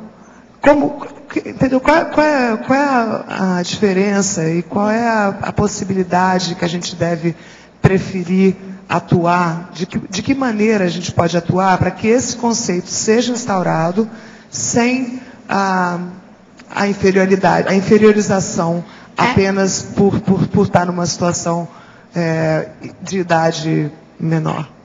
A questão realmente da energia que você emprega naquilo. Você pode dizer o que você quiser para uma criança. Você pode dizer para a criança, olha, para de bagunçar. Ou para de bagunçar. Fica quieta. Ou para de bagunçar, fica quieta. Eu não quero que você faça isso. É questão da energia mesmo. Você não precisa se rebaixar no sentido assim de chegar para a criança e falar, fica quietinho. Ou você não precisa também, sabe? Mas você pode se posicionar para a criança e falar, fica quieto, porque estamos numa situação. Você entende? Olha, não precisa tratar a criança como se ela fosse débil mental. Você precisa tratar a criança como eu falei, ela é um indivíduo. Ela vai entender. O meu cachorro de 3 meses, ela entende. Eu falo pra ela, fica aí, porque eu vou sair, eu quero ver você aí depois. Ela tá lá. A gente acha que ela não entende. Criança, se você explicar direito, ela vai entender. Se treinar direitinho. Então... Vou parar, Uma condição que eu acho que ajuda muito é não ter uma labilidade excessiva no trato com a criança. Do nhenhenhê passar para o... Entendeu? A criança é um tom, é um só tom. Agora, ela tem que perceber limite, sim. Inclusive, quando você falar mais sério, mais firme, mais forte, ela vai perceber isso claramente. Outra coisa, prepara a pessoa para enfrentar o mundo assim, porque é exatamente dessa forma. Então, nem na base da violência, da agressividade, mas também não na base da inferiorização, é falar tic-tac-bitate com a criança. Você vê aqueles adultos, aqueles marmanjos com a criança na mão, falando, tem tom, tem nhenhen. Você fala, o que é isso, gente? Que planeta é esse? Fala direito, pois a criança vai entender tudo que está sendo falado. Então você pode brincar, pode falar tudo, mas tem uma tonalidade que a criança aprende a reconhecer quando ela está passando dos limites e quando é hora de dar um toque. Então essa labilidade excessiva que os pais têm, quando eles estão felizes, tratam os filhos assim. Quando eles estão infelizes, tratam os filhos assim. Entendeu? Então não pensa no outro lado da questão. Como é que o outro está? Qual que é o momento do outro? Então aí você começa a perceber que esse tom mais equilibrado, é mais natural seu. Até da sua zanga, até da sua braveza, seja lá o que for. Mas aprende a conhecer e acabar com essa culpa. Nós estamos saindo de uma psicologia completamente furada, que foi a dos anos 70, 80, que devia se deixar as crianças fazerem absolutamente tudo e para não criar trauma. Porque tadinha, ela ia ficar traumatizada. Então ela é um monstrinho que a gente vê na rua hoje. É um monstrinho que quebra orelhão. Você entendeu? Esse tipo de coisa. Então, não deu certo. Esse tipo de permissividade não funcionou. Dependendo de onde está inserido culturalmente. Porque nas culturas indígenas, a criança quebra o pote. Ninguém fala nada. Mas só que essa criança vai passar por um período em que ela vai... ela vai ter iniciações. Ela vai passar por iniciações. Né? Ela vai ter quando ela fizer 7 anos, eles vão levar essa criança para um lugar e ele vai ter que passar a noite sozinho. Existem ritos de passagem. passagem. No nosso, nós estamos vivendo a seguinte situação. Há filhos que são pais. Eles é que vieram para acabar de criar os pais. Os pais são imaturos. É bom vocês lembrarem o seguinte, existem vários ritos de passagem de acordo com a natureza. Um cachorro, se não tiver o rito de passagem do primeiro ano, bem educado, e falar, quieto, não adianta nada. Esse cachorro ninguém vai aguentar, porque ele vai ser o dono da família. Ele vai crescer e achar que é o tal. Pode ser um cachorrinho desse tamanho. E ele acha que é o tirano da família. Não adiantou nada o processo do rito de passagem se não foi bem feito. A outra coisa, rito de passagem de índio. Não dá para comparar com a pessoa hoje do século XXI numa metrópole. Nós temos coisas demais. São realidades demais que assoberbam a criança, que o índio não tem. A natureza é muito mais simples, a situação deles. Agora, conosco, a situação é muito mais difícil. Agora, um pai que não dá o contra, não, isso não precisa estar gritando, não precisa de nada, mas tem que... Às vezes o dedo é muito importante, isso não. Entende? É muito importante. Então, eu acho que isso é muito sério. Agora, o primeiro ano é que é o mais sério. Agora, uma coisa muito interessante, viu? É bom você ver. É o processo do cachorro que chega e ele é adulto. Você sabe, você foi educado no primeiro ano ou não. Qualquer cachorro, você tendo um pouquinho de contato, você sabe. Se não educou no primeiro ano, acabou. Ele vai ser o dono, ele vai mandar no dono, na mulher, nos filhos, na casa, vai querer as coisas. Na hora de sair, é ele que grita. O cachorro acha que é o tal, é tirano. Agora, se o cachorro é assim, pensa bem. Por isso que esses filhos, às vezes, cresce aquela criança e fala assim, esse foi mal criado. É o nome que se usa muito no Brasil, mal criado. O que eu vejo muito, professor Aldo, acontecendo com criança, com pais, é um pouco dentro daquilo que a Mala falou, depende do humor da pessoa. Que eu acho que a criança tem que aprender, na verdade, o significado do não. Então, eu já vi vários pais assim, no momento, não pode fazer. Daqui a pouco, aquilo que não podia fazer, pode fazer. A criança, a falta de coerência, a criança jamais vai compreender o significado do não. Tem que ter um padrão de Então, a criança às vezes teima uma vez, teima a segunda vez, na terceira vez o pai, então, sabe, já deixa para lá. Eu já vi pais que batem na criança, daqui a pouco a criança vai fazer a mesma coisa e ele já não fala mais nada, porque ele já cansou daquilo. Eu acho que essa coerência dos pais é que eu acho que é importante para a criança aprender o valor do não. Agora, permissividade excessiva, liberalidade excessiva de costumes, isso tudo é um dos erros da sociedade patológica que nós vivemos. Por isso que tem tanto crack, não há mais limite, o povo, isso aí é terrível. Tem que dar um jeito, tem que retornar alguma coisa, tem que voltar a um padrão anterior melhor. Porque do jeito que está aí, agora é liberalidade de costume e permissividade de usos excessivos. Essas coisas existem. Agora, eu estou pegando esse gancho que você está falando, uma das coisas piores que tem é quando o casal tem os dois extremos, né? Tem aquele que exige demais e tem o outro que é liberal demais. Aí não, o pior é a hora que entra a supermãe e o superpai, que são os avós. Aí faz o aí jogo. O negócio piora tudo. Aí desanda, como o senhor diz. Tudo aí... tem que olhar. Agora, tudo é um problema de ponderar as coisas. Tudo tem um processo melhor, mais ideal para funcionar. E outra coisa, nada disso precisa de ser com violência. Não se deve bater nunca numa criança. E nem também na mulher, que é aquele negócio. Na mulher não se bate nem com a flor. Pegar uma rosa cheia de espinho e bater nela, não pode. Professor, só para completar um pouquinho antes de você ler aí, essa questão me faz pensar um pouco no tema da Gabi, que é o que vale, eu penso, na criação e na relação com o outro, é não haver necessidade mais, nem o prazer, nem a necessidade do subjugo do outro. Ou seja, a criança, ou seja, o outro, a etnia diferente. Então, aí, a intencionalidade, que é o desenvolvimento do outro, mesmo que eu tenha mais conhecimento, mesmo que moralmente eu também possa contribuir, que isso não sirva como ferramenta de poder e de subjugo. E daí eu acho que a medida a gente acaba acertando, né? Ou alterando a voz, ou falando... Porque a gente pega lá o exemplo do cachorro. Tem gente que não tem poder com mais nada, mas existe a necessidade de exercitar isso, né? E daí vai com o animal. Né? Então, o animal está sempre... Agora, ou na criança, pais que processo batem, de educação é brigam. muito interessante a gente ver uma professora do curso primário ou pré-maternal, alguma coisa nesse sentido. Você observa, se ela grita, não é boa professora. Isso é regra. Se nós, então, colocar isso no geral, você vai começar a entender professor, aluno, escola, meios de educação.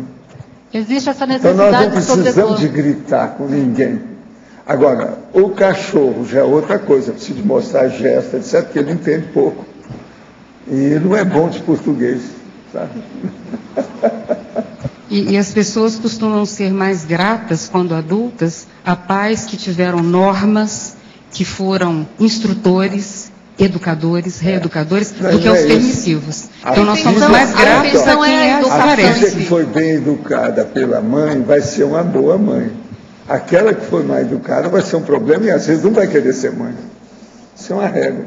Uma das coisas que eu vejo também que é importante é a questão da consequência, porque aqui no D, muitas vezes a gente fala para o filho várias vezes, não faz, e a criança não entende. Quantas vezes a gente diz, não faz, isso não pode. Não, Então, aí chega o um momento negócio é que tem que parar aplicar. e fazer um discurso com calma. Explicitar tudo para ela. Por quê? Mostrar os fatos, voltar atrás e perguntar. Entendeu? Se não entendeu, continua. Fala meia hora com a criança que ela vai entender. Isso às vezes é muito importante. É o discurso doméstico que eu chamava lá em Uberaba. Às vezes consertava. E outra coisa, quem tem que falar isso é a mãe, de preferência. Que a mãe é que tem mais contato com os filhos, não é o pai. Mas, professor, eu costumo comentar com minha esposa essa questão, inclusive, até do patrão com os funcionários e do pai com os filhos, né? Tem um ditado popular até que diz que se gritar resolvesse, o porco não morria. O senhor sabe que quando mata o porco, o que mais grita dos animais é o porco, né? Lá na minha terra também eles falavam isso. Falava isso, né? Então, porque lá tinha muito porco. Comum.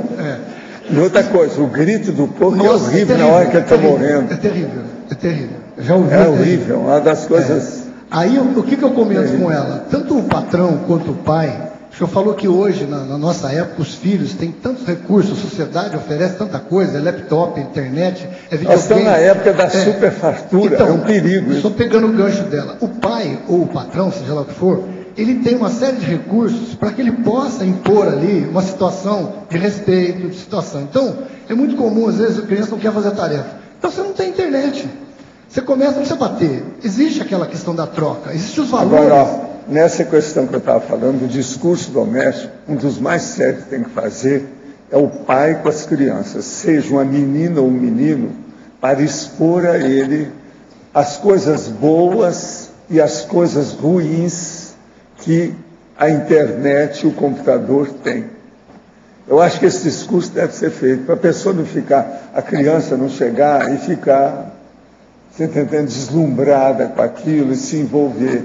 Que assim ela vai ver os perigos e as coisas positivas. Agora, eu acho que o pai é que deve falar isso com as crianças, sobre computação. Aí entra essa questão... Expor tudo com calma. Completando, entra essa questão que o senhor falou da mãe, que muitas vezes ela entra com a questão da dó, né?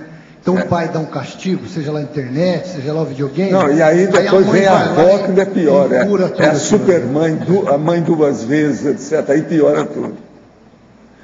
Muito cuidado com babá e muito cuidado com a babá doméstica séria, que é a vovó. Essas duas podem destruir qualquer criança. Essa é a babá oficial, né? Abrir o olho. Por exemplo, eu acho que certas vovós são piores do que a sogra. Então isso é bom pensar bem. Por isso que eu pergunto, e a vovozinha, como é que vai? Eu tenho razão. E quando a mãe, a avó, é mãe do pai, porque o pai é o cara que está botando ali. Aí a mãe do pai, aí piora duas vezes. Agora, o caso todo é o seguinte, tudo é uma questão de afeto.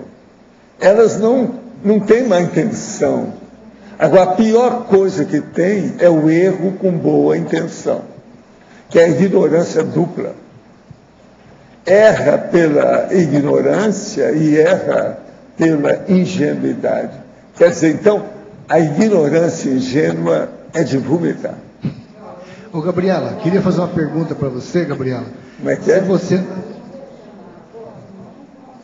É mãe com açúcar, eu sei. E a mãe 2 vezes, que eu também acho. Eu queria fazer uma pergunta para a Mas, Gabriela. Gabi, olha lá. Se você eu sei que você fez inferiorização social, mas como o tema está extrapolando, se você chegou a pesquisar alguma coisa com a inferiorização entre irmãos dentro da própria família, a questão do irmão mais velho, que subjuga o caçula, chega a bater, chega a humilhar, chega a fazer um monte de coisa, muitas vezes os pais não estão perto, ou acham que isso é bobagem, que isso é brincadeira. Ó, tá minha irmã aqui.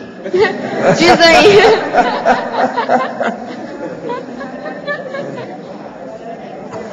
Como é que é? Como é que a Gabi é com você? É? Eu acho que é o contrário, hein? Olha o sorriso dela. Ai, tô com vergonha. Eu acho que pouco, só de vez em quando. Mas é bem pouco. A maioria das vezes eu acho que sou eu.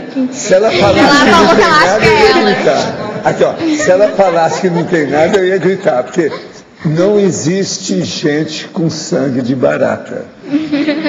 Gente tem sangue de gente, não é sangue de barata. Isso é muito importante. Esse bem pouco aí comprometeu um pouco, né, senhor? Bem pouco comprometeu um pouco. Mas olha, escuta, para ver betógrafo aqui, ó, um negócio sério. Acha natural a reação da pessoa inferiorizada no sentido de querer inferiorizar outra como retaliação? Seria ético? Não é ético, na verdade. É lógico, não é. E você tem no princípio também de algoz e vítima, né, que eu coloquei. A pessoa, quando ela é inferiorizada, a maioria das vezes ela vai querer inferiorizar aquele que está inferiorizando ela. Seja isso de uma forma realmente ativa, ou seja isso de uma forma imaginária. Da pessoa ficar imaginando na cabeça dela que está matando o outro, que está querendo, sabe, armando coisas na cabeça dele e tal. Isso já está botando em prática, tecnicamente, aquilo. Agora, ó, tem uma senhora aqui da Bahia, para você, a Vera Betógrafo. De que modo você consegue conviver com pessoas da sua idade com essa conduta conscienciológica sem ser discriminada ou inferiorizada pelo seu grupo? Parabéns pelo verbete. Você é uma fofa. Tá falando aqui. Obrigada. É a baiana lá que está falando aqui, sério. Eu não me deixo ser inferiorizada porque eu não sou inferiorizada. Porque o que é inferiorização? A inferiorização, você só vai se sentir inferiorizado se você se deixa ser inferiorizado. É uma coisa mais psicológica, na verdade.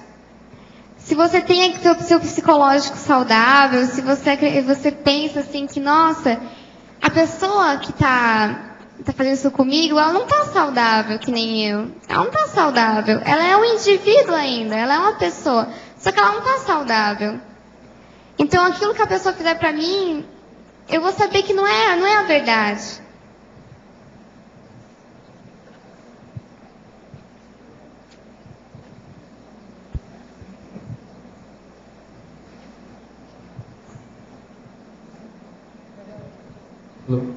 Alô. Na página 21, a tributologia, você coloca predomínio dos sentidos somáticos, notadamente do autodiscernimento contra a convivialidade cosmoética.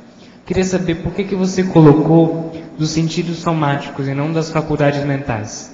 Um minutinho.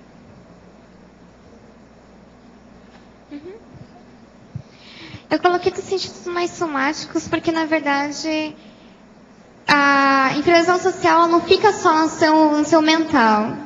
Não sei se vocês estão conseguindo entender. Você pode inferiorizar a pessoa mentalmente, só que você só vai ser social no momento em que você pratica.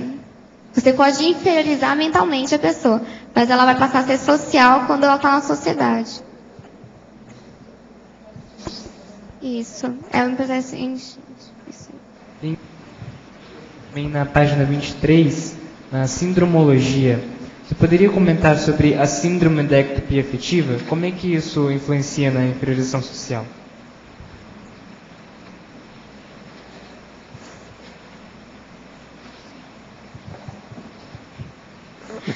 É assim, para você inferiorizar uma pessoa, na verdade, você tem que ter um modelo do que é o ideal. Não sei se você conseguiu entender. E essa síndrome da ectopia afetiva, ela diz que aquele modelo que você tem é verdade absoluta para você. Aquele modelo. Por exemplo, do nazismo. Aquele modelo de pessoa é o meu objeto ideal. Então, se você não é igual àquilo, você não presta, você é um lixo, você é escória da sociedade. Isso eu estou falando do extremo, né? Mas também tem outros assim mais comuns. Gabriela, aqui no Parafatologia, se coloca aqui na primeira linha a parapsicose pós-dessomática anunciada. Eu lembro que no livro do professor Valdo, Projeções da Consciência, ele comenta lá uma das projeções que o senhor estava sobrepairando uma comunex baratosférica, que o pessoal estava caminhando para um desfiladeiro e tinha algumas consciências se é que pode dizer isso, maiores, mais fortes, subjugando outros lá. Então dá a entender aqui que essa parapsicose, a pessoa que dessomar, provavelmente vai ser subjugada do outro lado. Ela vai ficar inferior do outro lado. Tem muito disso. Agora, o lugar mais bravo que eu já vi fisicamente que tem isso é no deserto de Mojave. Mojave ou Mojave, que eles gostam de chamar, ou Mojave, que é lá nos Estados Unidos. Lá tem o Great People que faz isso tudo com os outros. Os verdadeiros campos de concentração nasceram de processo da baratosfera. Os campos de concentração nazistas, as coisas todas que tem, aquilo tudo é um clima, o holopensene, a atmosfera, o ambiente nazista, mas típico da baratosfera. Entende como é que é? Então, Auschwitz é cópia do processo baratosférico. Agora, de lugar físico que eu vi na face da Terra, fora do corpo, o lugar mais sério que tem mesmo é o deserto de Mojave. Tá aí? A gente fica até com repugnância. Não era lá que os americanos faziam um teste atômico debaixo da Terra também? Você não tem um monte de coisa negativa lá pela área, aquela área toda. O deserto não é bom, não. Tem de tudo ali. Mas agora, olha, a minha comparação com o ambiente que tem lá, extrafisicamente, mas na crosta da terra, do deserto, é pocilga, sabe? Local de porcos, criação de suínos. O negócio é horrível. E eles já são, porque aquele povo, eles vieram da Europa, né? Essas consciências. É o Great People. Great People quer dizer o povo cinzento. São assediadores da baratosfera milenares. Como o negócio chama? vem de longe. Como chama? Grey o quê? Grey People. Grey quer dizer cinzento, é o povo cinzento, porque eles têm uniforme cinzento. Está entendendo? Agora você vê que o negócio fica tudo sombrio assim, a hora que eles aparecem. O ambiente não é nada bom.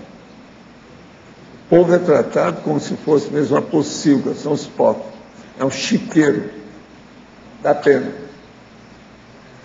Agora, eu fui lá. Outra coisa. Você sabe que anda mais um pouco lá, você vai tem o Hoover Dam, tem Vegas, tem Reno, que é um lugar de casamento cheio de flores. Tudo dá, não é muito longe, não. Então, o ambiente humano é uma coisa impressionante. Você, às vezes, está aqui, 10 metros para cá, muda todo. O holopensene é outro. Se já abriu o olho, a gente tem que estar escolhendo aonde nós vivemos e respiramos. Agora, ali a baratrosfera, que eu acredito que tem ali de Las Vegas, naquela região, deve ser um negócio também terrível, né, professor? Mas tem ambientes bons, não é bem assim, não. Eu atingi muita gente em Vegas, eu estive lá com calma, já faz muitos anos, né, mas vi aquilo com calma. E era na época que eu estive estudando até os negócios da Cosa Nostra, está entendendo? Que é a máfia, com os negócios todos que havia. O hotel que eu fiquei, por exemplo, era deles. Hoje eles destruíram, fizeram um maior. O hotel antigamente chamava Sands, quer dizer areia, por causa do deserto. Agora, lá é que tinha o negócio do aviador, que aquilo era dele. O aviador, sabe? Aquilo do filme, aquele negócio. Agora, por exemplo, foi lá que eu encontrei com o povo do Frank Sinatra. Eu conheci o Sammy Davis Jr. pessoalmente. Ele deu show lá, nesse hotel. Tudo no Sands. Agora, calor é de morte. Então, você vai tomar um banho numa piscina, ela está quente, tem que dar um jeito. Arranjar um jeito de ficar na sombra, uma piscina de sombra. A água quente faz mal, você não se sente bem, tão quente que fica. O senhor saiu do corpo lá e viu como é que estava o ambiente extrafísico? Não, eu fui lá devido a isso. Você está entendendo? Por isso que eu fui a Vegas. Agora, por exemplo, meu filho esteve aí comigo essa semana e veio me falar que os chefes lá do trabalho, lá, que estão querendo fazer um contrato com ele para ele representar lá o aparelho dele aqui no Brasil, o Octopel, esse que tem 8 L's. Então, eles estão convidando para ele representar lá o balcão lá com a situação toda em Vegas da firma. Eles querem que ele vá lá. Vão pagar tudo para ele ir. Então ele vem me falar, como é que eu faço? O que é que eu tenho que fazer? Como é que é Vegas? Porque ele, meu filho, eu nunca levei a Vegas. Ele não sabe, nunca esteve em Riverdale, nunca esteve em Reno, esses lugares ele não foi. Porque ele viajou muito comigo, mas nesses lugares aí eu fiz isso antes de casar, antes dele nascer. Agora, a situação não é boa. Eu atendia muita gente lá, mas tem gente boa no meio. Mas o ambiente, de modo geral, é monárquico, difícil, sabe, muito tirânico e dinheiro, muito dinheiro, só se vê processo de dinheiro. Então eu estava dando 10 dicas todas para ele, ele tem que entrar lá como se fosse um nababo, entrar por cima e ficar ali o tempo todo. Gravata, paletó, bem arrumado, entende? Bem acertado, porque senão não vai, ninguém vai dar valor para ele. A situação não é fácil. E de preferência encapsulado também, né? Agora, eu fui porque os próprios amparadores, quando eu deixei o Uberaba, eles falaram para mim, você tem que ir em certos lugares. Foi por isso que eu fui estudar em Hollywood, fui ver as coisas de Vegas, os negócios todos com calma. Agora, lá eu fui muito bem tratado, tinha amigos de lá mesmo, estava morando em Vegas, então aquilo me ajudava muito. Não é fácil. Os ambientes a gente tem que estar de olho o tempo todo. Agora, o povo pensa que um lugar granfino, muito rico, abastado, é bom. Nem sempre. Às vezes são os piores lugares. A gente tem que estar escolhendo o lugar que a gente aparece. Aparências enganam. Nós não podemos esquecer isso nunca.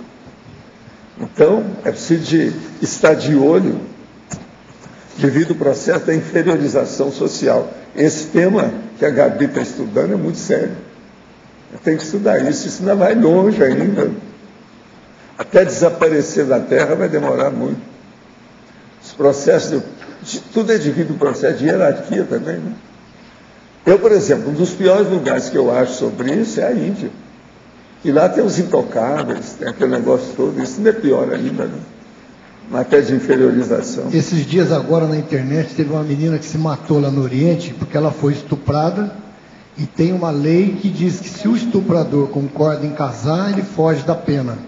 Ele não queria casar, só casou com ela porque ele foi obrigado a casar e ela se matou para fugir daquela situação. E o pai e a mãe concordavam com o negócio, o juiz falou, olha, se você casar, a pena... Pois é, mas olha, pior do que isso que eu acho é o seguinte, são as moças em vários desses países muçulmanos que às vezes querem que faça infibulação nela. Por quê? É o único jeito dela alcançar um status da sociedade dela. Isso é que eu considero, isso e a gestante bomba, para mim, são das coisas mais atrasadas que tem na Terra atualmente. Uma moça que pede para fazer infibulação nela, vocês sabem o que é? Que é a mutilação sexual da mulher, jovem, virgem. Ela mesma pede, porque senão ela não adquire o status social. Isso é terrível. Outra coisa, até quando eu estudei, hoje eu não sei, mas até quando eu estudei, eram 28 países que ainda praticam infibulação. Eu não sei hoje como é a condição, se algum já diminuiu, se caiu, como é que é.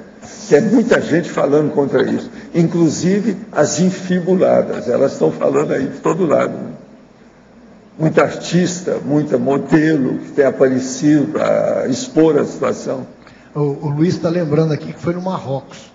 E ela também se matou porque o cara, além de tudo, ainda batia nela e espancava ela. Quer dizer, o negócio não é fácil. Escuta, eu vou voltar a falar aqui para vocês. Olha, tem a história aqui da mãe da Jaqueline. Sabe, que fala o negócio do Egito e como é que é o processo muçulmano. As coisas que ela mostra aqui da infância dela, que ela passou, tudo lá. Ela escreve muito bem no livro, essa autobiografia, História de uma Vida, Geneviève Beton Narras. É impressionante esse livro dela. Vale a pena vocês verem isso aí oportunamente. Vamos ver depois se a Epígrafe vai pedir esse livro. É bom o povo ver. Se vocês querem ver coisa do Oriente, vale a pena ver isso aqui. Porque ela expõe o negócio, francamente, tudo na cara, não esconde nada. Fala até da lua de mel dela, situação, tudo aqui dentro. Claro. Professor Vale a pena ver. A gente tem uns estereótipos assim de que a mulher árabe ela é submetida a situações em que a mulher ocidental, a mulher brasileira não é. Mas na verdade, em alguns momentos eu vejo que uma mulher sambando nua, muitas vezes, tem muito menos liberdade do que uma mulher de burca. Isso depende da posição interna que ela tem. Acho que quando a Gabi falou muito de estereótipo, e eu achei bacana falar isso. Não tem, mas agora veja, não dá para comparar mulheres árabes com a mulher brasileira livre que tem aí, mesmo que seja nua, não dá para comparar. Elas são muito restringidas num monte de coisa. Você sabe, eu já estou trabalhando aqui vão para 17 anos. E aqui uma das etnias que predomina é justamente a islâmica. A gente já viu de tudo quanto é tipo de pessoa aqui dentro. E eu vejo isso desde a minha terra, em Monte Carmelo havia sírio, turco, libanês, tudo tinha, desde a minha infância. Então eu sei como é que é isso, não é fácil não. Agora, com certeza, mas o que eu tô querendo só ler aqui, porque essa nossa Ginete aqui, ó, a mãe da Jaqueline, passou por isso no Egito. Ela explica tudo aqui. Não é fácil. Não é fácil não, até hoje. E outra coisa, ela tem 80 anos hoje, está contando a autobiografia dela desde a infância, para valer, com todo o realismo da situação. Outra coisa, dá nome, mostra onde foi, o dia que foi, os participantes, a coisa toda. E outra coisa, ela fala também a coisa boa.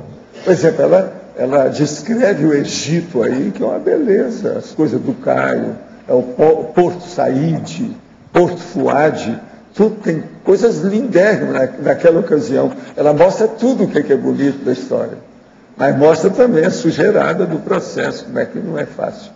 Não, o que eu estava querendo dizer é que, apesar da aparência de libertação feminina que a gente tem aqui, existe um subjugo muito grande que é velado. É cultural. Uma mulher só é livre se ela estudar mais. Que é o caso da Gabi. Ela está com 18 anos, mas você está vendo, ela está sabendo de tudo que está falando sobre um assunto sério. Isso é um assunto sociológico, dos mais sérios que tem. Isso aqui é assunto político, dos mais sérios. É antropológico, dos mais sérios. E ela está falando bem, estudou bem. Só esse trecho aqui, ó, esse tópico aqui da fatologia que ela fala, é seríssimo isso aqui. Ela andou estudando isso sério para chegar nesse ponto. E outra coisa, tudo que está perguntando para ela está falando direitinho, a resposta em cima do lance. Ela estudou. Então, veja, é necessário isso. Autoconscientização, aquilo, entende? Autoconscientização. É melhorar a cultura da pessoa. O que dá liberdade é a cultura da pessoa, a educação. O Brasil, qual o problema do Brasil? Falta de educação. Se aumentar a educação, vai diminuir a corrupção. Diminuindo a corrupção, o PT não vai mandar na gente do jeito que está aí. É uma vergonha o Brasil, por exemplo, ter aí o processo, por exemplo, do direito internacional. a parte por um partido que está mandando na nossa comunicação internacional. Isso não devia ser. A hora que tem a política internacional, devia de ter o chanceler, tem que representar todos os partidos, não um só. Isso é tudo errado. O Brasil está cheio dessa tolice toda por causa da mentalidade bitolada do processo aí embaixo. Outra coisa, politicamente correto, você quer mais besteira do que isso? Eu gostei demais agora o que saiu, um artigo aí, eu até recomendaria para vocês, a Lia Luft, que escreveu nas revistas daí da última semana, mostrando a realidade, defendendo o dicionário, que falaram o negócio do cigano. E ela expõe por que é aquilo. Esse povo não entende nada de politicamente correto. Primeiro saiu aquele livro do Ministério da Educação. Eu falo que é o Ministério da Deseducação.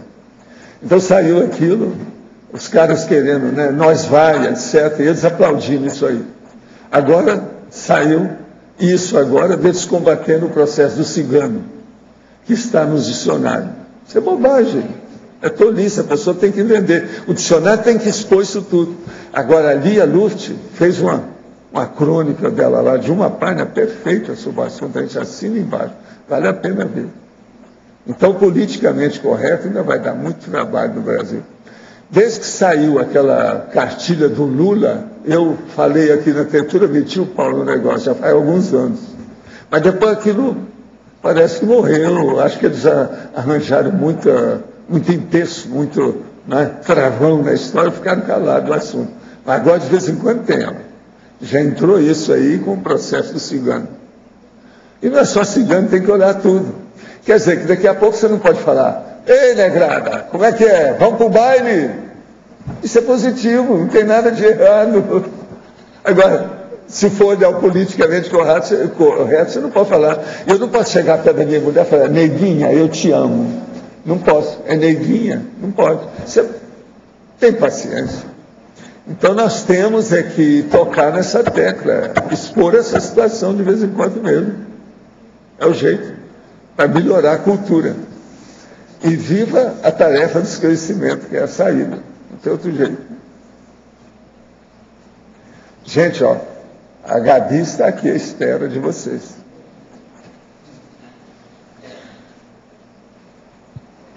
Professor Waldo, é mais no dicionário mesmo, no verbete do dicionário. Sim. Ali no adendo, não sei se o senhor já comentou sobre a caracterização, a técnica das 5 horas de autorreflexão. O senhor coloca ali, pensando em algo positivo. Então você começa pensando em algo positivo, como assistência, né? Mas depois o senhor sugere também que se faça uma listagem de critérios de autorreflexão. O que seria essa listagem de critérios? É o pensar positivo? O que mais seria esses critérios? Fazer uma listagem daquilo que você precisa, fazer uma enumeração daquilo que seja importante a partir da primeira ideia que você tem, para ampliar o seu universo. Com isso vai ter a cosmovisão. Agora, não sei se você estava aí no início, que eu li aqui, a argumentação. Você estava aí na hora? Não. Eu vou ler para você. Há de se deixar escorrer a mufa pensionizando profundamente. A única cabeça de fato inteiramente fria, admissível, é a do cadáver.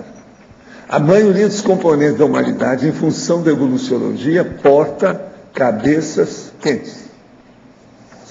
Se nós não esquentarmos a cabeça, não esquentar a mufa, ninguém entende nada na vida. Cabeça fria de cadáver, isso não resolve. Agora, é através de esquentar a cabeça que a pessoa chega na imperturbabilidade. Uma pessoa fria, se ela ficar fria o tempo todo, quase sempre ela vai mostrar receio, ela não vai fazer nada. Ela não caminha, ela não chega na imperturbabilidade. Ela vai chegar no medo, ela vai chegar na covardia. Então o processo aí é seríssimo da autorreflexão, com a pessoa ampliar o processo da mental somaticidade, ou seja, do autodiscernimento. Esse aqui é um caminho. Agora, a autorreflexão, hoje até ela falou na reflexão de 5 horas aqui, que é o processo que a gente precisa mesmo. E atualmente nós temos uma série de bancos. A pessoa pode sentar no banco e fazer uma reflexão com a natureza. Nós estamos colocando flor agora por lá. Você já viu de pedrinha branca. Aí já tem no caminho. Então isso faz a pessoa pensar. É o caminho. Agora, ó, quero avisar vocês para ter muito cuidado lá no meu jardim, que lá tem um sapo de olho enorme e que brilha até no escuro. Que trouxeram. Veio diretamente do Rio de Janeiro. Valdo, aqui no verbete seu aqui, você pôs bestunto e mufa, que são cabeças, né? São. Agora, essas expressões estão dicionarizadas. Sim. Agora, você pôs aqui itálico por quê? Porque você quis pôr o... Não, eu estou italicizando sempre quando tem muitas palavras da gíria comum, etc. tal, que é para chamar a atenção. Isso é que eu chamo aquilo que é o chamativo do tópico. Você olha que todo tópico tem algum chamativo. Então, o processo coloquial eu quero, destacar, fazer uma ênfase. É melhor para o povo entender. Agora, aí se põe lá escorrer a mufa, isso é típico que o povo fala. Muito, carioca, paulistano. Não, eu estudei que escorreu a mufa para fazer esse vestibular. Chega lá, eu não passei. Quantas vezes eu não vi o povo falar isso? Aí depois se jogou, quer dizer, escorrer a mufa seria até esquentar a cabeça, entre aspas.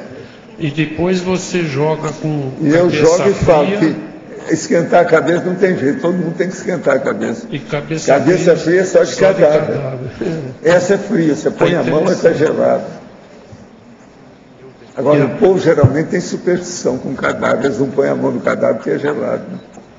E depois você joga no fim com cabeças quentes, que aqui você quis dizer... Cabeça quente é isso que você faz, você coloca o povo com cabeça quente aqui todo dia com as suas perguntas. A pessoa usar muito a cabeça, porque tem a cabeça quente da pessoa que fica muito...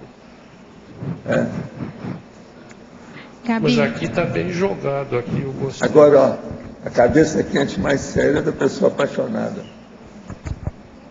Agora, popularmente é isso, né? A pessoa apaixonada é que fica com a cabeça quente. Dentro disso, você está usando aqui nesse dicionário, verbete dicionário, coisas que você nunca usou antes, parece, né? Não, eu estou fazendo dentro de um critério para mostrar como é que é. No dicionário eu vou mostrar isso tudo, como é que é a técnica na introdução. Tem tudo lá. E tem também os verbetes que eu estou explicando isso. Esse jogo aqui é interessante de tudo aqui, que você nunca usou isso antes. Pois é.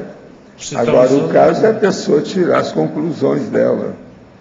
Inclusive, ó, na conclusão estou falando sobre não estar no gibi. E não está no gibi também. Agora o melhor da história é esse aqui, ó. Cortar o galho sentado em cima do mesmo.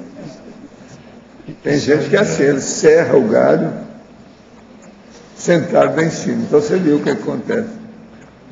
Professor, aqui em cima no B, no verbete também, eu não encontrei pelo menos não estava no AIS aqui, ali na terceira linha, aquela palavra inimidade. Intimidade, está faltando um T, nós já colocamos aí. Obrigado. Na página 24, você quando escolheu esses verbetes aqui para fazer um aprofundamento do estudo, eu queria que você comentasse o que cada um, ou escolhesse alguns dentro do tempo que nós temos, por que você escolheu esses 10 aqui? Tá bom fazendo um cotejo, então, com a inferiorização social? Vem cá, o próximo agora, quais são? Eu senti que esses verbetes, eles fazem sentido no contexto da inferiorização social. Cada um deles tem uma partezinha da inferiorização social. Por exemplo, da xenofobia, né? Que é o medo, né? Então, do que é novo. Tem uma parte do diferente, que é novo, né? Então você você vê que você acha que a sua verdade, o seu jeito é superior do que os outros. Se você tem medo daquilo. Ou também pode ser assim, que você vê que o outro está te ameaçando com aquele jeito, sabe? Você sente aquela ameaça. Então você pensa assim, mas por que eu sinto essa ameaça? É que eu acho que a pessoa é tão escória da sociedade assim, né? Também tem da tirania, né? Que você se sente muito superior ao outro. E tem entre outros, todos esses verbetes, eles fazem, são pedacinhos da inferiorização social. Também pensando assim da questão da baratrosfera e da inferiorização. E você dizendo assim, não, para quem não se deixa inferiorizar, não acontece de você sentir, de você não passar o processo. Mas para aquele que já caiu, tropeçou e está numa situação pior, como é que seria uma técnica, então, para ele poder superar esse processo, né? Que é uma questão de como fazer a melhor assistência possível num determinado momento, né? E que assim, o verbete está voltado realmente para a pessoa que está inferiorizando, né? Eu não pesquisei sobre a pessoa que está sendo inferiorizada. Mas o que eu posso dizer para você é que a pessoa, ela pode estar sofrendo o que ela está sofrendo. Como é que dizem, né? O sofrimento é opcional, na verdade. Ela pode estar passando por situações e situações, mas ela que escolhe sofrer por aquilo, né? Então ela pode estar na pior situação possível, mas se ela se vê que ela não está sofrendo, então ela não vai estar. Você chegou a ver o verbete de ontem sobre valor? Que trabalhou muitas questões de valores, porque tem uma relação muito grande dessa questão do próprio valor, da pessoa saber do seu valor, saber quem é, não se deixar levar, né? Muito bacana, muito obrigada. Escuta, parabéns pelo verbete. E nós esperamos mais 100 verbetes, 100 com C. Tá certo? Ok? Os nossos comerciais, por favor. Obrigada. As pontuações da tertúlia de hoje foram 88 assinaturas no livro de presença, 22 perguntas presenciais, 8 perguntas respondidas online, 36 votos presenciais. Hoje temos 5 recados. Magda, precocidade parapsíquica. Everaldo, curso teática do Código Pessoal de Cosmoética. Emanuel, teoria e prática na Invexis. A mim, 40 manobras. Caio, identificação das diretrizes da Proexis. Boa tarde. Estou aqui para convidá-los a fazer o curso Precocidade Parapsíquica, que acontecerá no final do mês de abril, nos dias 28 e 29. Este curso é uma parceria do CIAEC à CIP. Os professores serão Mário Oliveira e Carla Giuliani. Tem o objetivo de ajudar a identificar, a compreender as manifestações parapsíquicas na infância e entender os reflexos destas manifestações na fase adulta. Temas principais que serão abordados: medos ou traumas na infância, habilidades inatas, traços de personalidade, relações grupocármicas, marcas de nascença, bloqueios parapsíquicos na adultidade, retrocognições, paragenética. Outro tema abordado também será o síndrome do estrangeiro, que tem relação com o curso Precocidade Parapsíquica. O curso acontecerá no auditório do campus Discernimento e é destinado a toda pessoa interessada em entender, desenvolver e qualificar a maturidade parapsíquica. Inscrições na recepção do CIAEC, através do telefone 45 3525 2652 ou através do e-mail caec@caec.org. Agradecemos a sua atenção e aguardamos a sua presença. Obrigada. Olá pessoal, boa tarde. Estou aqui para divulgar o curso Teáticas do Código Pessoal de Cosmoética, que está acontecendo em 2 módulos aqui em Foz do Iguaçu. O primeiro módulo tem início agora na semana que vem, no dia 23, vai até domingo. E o segundo módulo vai ter início no dia 25 de maio a 27 de maio. Esse curso tem como principais objetivos ajudar os alunos a aquisição de técnicas para a implantação do CPC no cotidiano, a ampliação da autocriticidade, dentre outros tópicos. Então, aquelas pessoas que têm interesse no curso, por favor, podem entrar em contato com a recepção do CIAEC. E é importante, o curso tem apenas 20 vagas. Obrigado.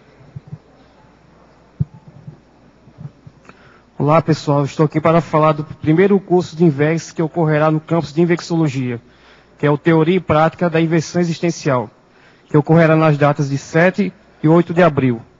Esse curso tem como principal foco promover um esclarecimento quanto à questão da técnica da inversão existencial, tirando dúvidas, removendo mitos, etc. Para contato com a Sinvex, podem ser feitos pelo e-mail, nosso e-mail, cursos@sinvex.org, ou pelo telefone DDD 45 3525 0913. Obrigado. Boa tarde. Eu convido você a participar do curso 40 Manobras Energéticas no mês de abril. Esse curso é um curso sem pré-requisitos, ministrado pelo professor Epicom Mário Oliveira, e objetiva entendermos melhor as manobras básicas de energia. Quais seriam essas manobras, por exemplo? O próprio estado vibracional, assimilação de energia, desassimilação, bloqueio e desbloqueios energéticos, encapsulamento energético. Nós vamos estar aplicando essas manobras dentro de dinâmicas interassistenciais, efetivando o maior controle, a maior aplicação das energias no dia a dia do ponto de vista interassistencial. No mês de abril, esse curso vai acontecer em 2 localidades. Aqui, em Foz do Iguaçu, nos feriados da Semana Santa e Páscoa, 5 a 8 de abril. E as inscrições são feitas no CAEC, no telefone 45 35 25 26 52. Para aqueles que moram mais próximos a São Paulo, esse curso acontece nos dias 13 a 15 de abril, na cidade de São José dos Campos. E aí a inscrição pode ser feita no IPC São Paulo, telefone 11 3287 9705, ou diretamente em São José dos Campos, no telefone 12 9105 0533. Obrigada e até lá. Olá pessoal, gostaria de convidar os moradores de Foz do Iguaçu para o curso Identificação das Diretrizes da Proexis. É um curso que vai tratar diversos temas, entre eles a definição da identidade interassistencial, a questão das prioridades. Ele foi subsidiado pela Apex com custo bem acessível para todos, um preço especial para quem é voluntário e interessado aqui de Foz. Ele vai acontecer no próximo final de semana, nos dias 24 e 25 do 3, começando às 8h30 da manhã, e vai os 2 dias, o domingo até a hora do almoço. Mais informações sobre esse curso no número 45 3525 2652, aqui no CAEC. Façam as suas inscrições e aproveitem essa oportunidade. O verbete eleito para amanhã é autocrítica remissiva, especialidade autocriticologia. Autor, professor Roberto Laime. Obrigada, boa tarde a todos.